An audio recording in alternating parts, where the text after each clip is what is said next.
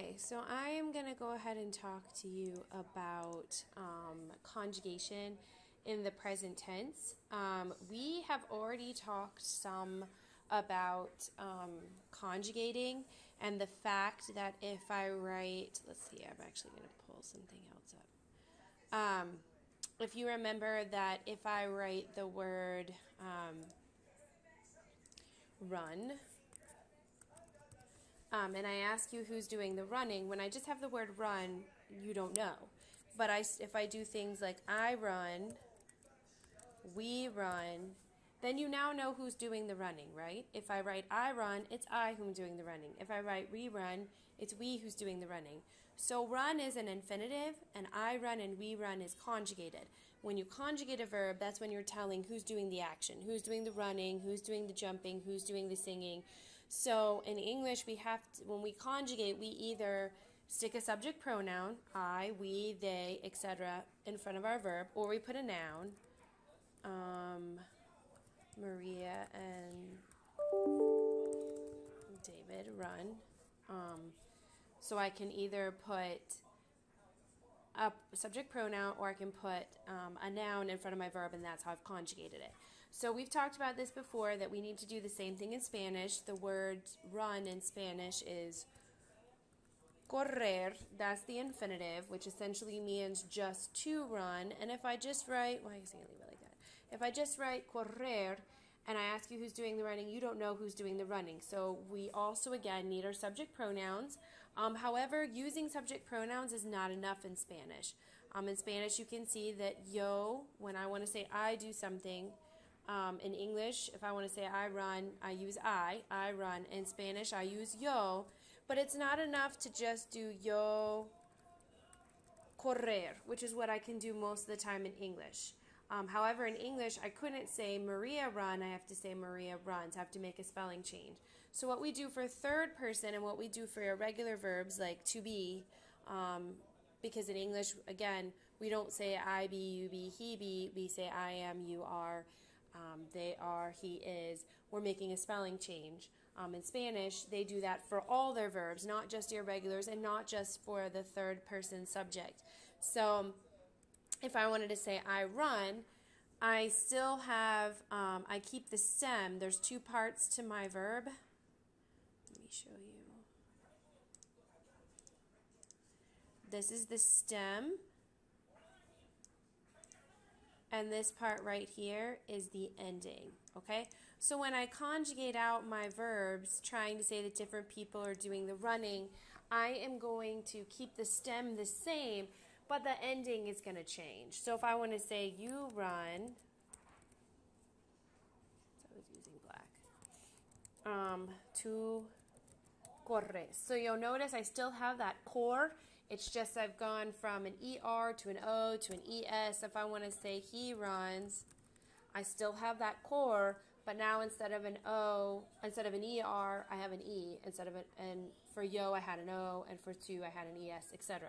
So essentially what I want to do is show you how do you make those spelling changes. When we were doing sayer, you just had to memorize what the, you had to memorize the spelling change for each subject pronoun, but there's actually a pattern. And you'll see that verbs end in 3 different ways, and I'm going to actually pause this so I can pull up something and show. Okay, so here is a page from a textbook. I don't think it's from your textbook, but you'll see here's a list of verbs, and you'll see that they all end in one of 3 ways. You've got a verb like abrir that ends in IR, asistir that ends in IR, aprender that ends in ER, ayudar that ends in AR, bailar ends in AR, beber ends in ER, buscar, AR, and if you keep scrolling through this entire page, you'll see that all verbs end in one of 3 ways. They either end in IR, ER, or AR. And so verbs get labeled as AR, ER, or IR verbs, and it's dependent upon what ending they have, okay? So in the present tense, there are going to be 3 types of endings that you can add to verbs, and they are AR, ER, and IR endings. So if a verb is an AR verb, it's going to get AR endings. If it's an ER verb, it's going to get ER endings. And if it's an IR verb, it's going to get IR endings. And all of these are somewhat similar. I'll go ahead and show you. If we go back out here, hablar is an, okay, so here are three verbs. We can look at these that are in red first. We've got hablar, comer, and vivir. Hablar ends in AR, so it's an AR verb, and when I want to conjugate it, these are the endings that I add to my stem. Comer is an ER verb, and these are the endings that I would add to it to say that different people are doing eating. And vivir is an IR, and so these are the endings that I would add to it. And so when you're conjugating out a regular verb, you always keep the stem. You keep this is the stem right here. This habl. You're going to keep the habl, you're going to keep the com, and you're going to keep the bib in every regular verb, okay? Irregular means that it doesn't fit this pattern. If it's regular, it fits the grammatical rule. This is the grammatical rule, that when you conjugate, you don't touch the stem, and then you add a series of endings. So if I want to say,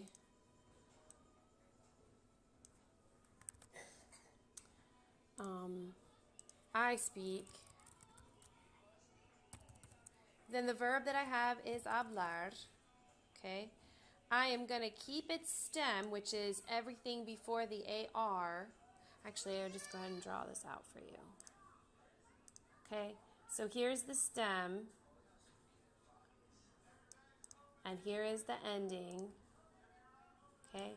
When I conjugate out my verb, I want to keep my stem. What I want to get rid of is my ending. I'm going to get rid of that AR. But that AR serves a purpose in that it tells us what endings we should be using. So because it's an AR verb, this is what I'm going to look at. Oh, well.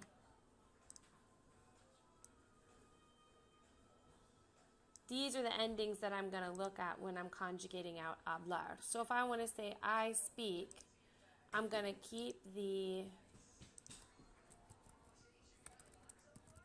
here's my hablar. I'm going to keep the habl. If it's I who speaks, that's the same thing if you went back up here as yo. So here's my yo. I need an O. So to say I speak, I say hablo. Okay? If I want to say he speaks, again, I've got hablar. Okay, I'm going to keep the stem, the habl. I'm going to get rid of the AR, but the AR tells me into which column to look. And he is right here. That's the same thing as L. So L gets an A. Habla. Okay? And that's going to be the same thing that happens if I'm dealing with we eat. Okay? Whoops. We eat. Eat comes from the verb comer. Okay? Let me just double check something. Okay. The stem of comer is com, and the ending is ER, okay? So when I'm dealing with comer, that means I am going to look at these endings. I'm going to look at the ER endings. Let's see if I can spread it out just a little bit. Okay. So if it's we eat, I'm going to keep my... here's my comer, I'm going to keep my stem, which is just the com, and if it's we eat, we is nosotros, so I go over here, here's nosotros, I go over to the second chart, the ERs, and it's an EMOS, so I have comemos, okay? And that would be the same thing that would happen for live. If I want to say they live, well, that's vivir, okay? Its stem is bib. Its ending is ear or IR. Okay? And so this time I would be looking at these endings that I'm running out of space here. I would be looking at the IR endings to do bibir. Okay?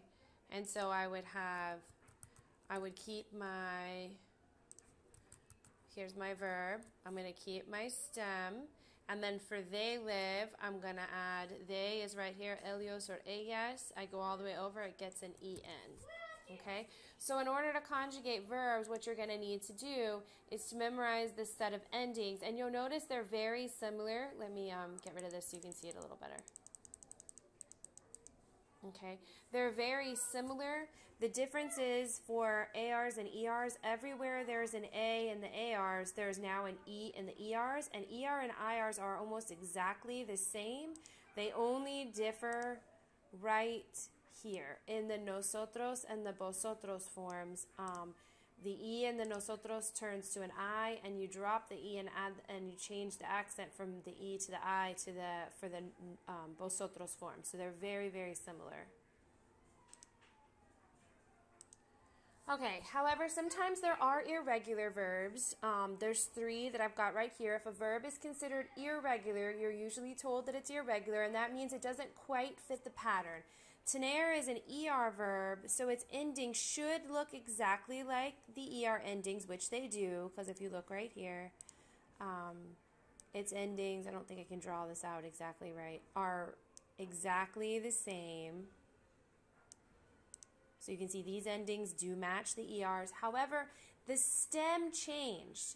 The stem is supposed to be a TEN, but you'll notice that sometimes I've got TEN, like in tenemos and tenéis, but for the yo, I've got TENG, and for everywhere else besides the nosotros and vosotros, I've got TIEN. So you're going to have to memorize, when it's an irregular, you're going to need to memorize that. Ver is also irregular. It's got the right endings. I don't know if I can make them line up exactly, but roughly you can see that the endings O, ESE, EMOS, etc. are what you would expect for an ER verb. It does look the way that it does have these endings, the ER endings. However, in the yo form, it does, again, its stem is not what you would expect. There's a change. The stem is just supposed to be a V, but you'll notice here that we've kept the E, and that's what makes it irregular, as well as down here, when it's a small word, a very short word, it doesn't carry the accent in the vosotros form. And then ser, you already know, is completely irregular. Most verbs are not going to be quite, there's a few, but most verbs are not going to be quite as irregular as ser, where it doesn't match the ending. It's supposed to have ER endings, doesn't match at all. Most of them are going to have, the majority of them are going to have the right endings. They're just going to have a change to their stem. Ser has a change both to the stem and the endings, which makes it very, very irregular.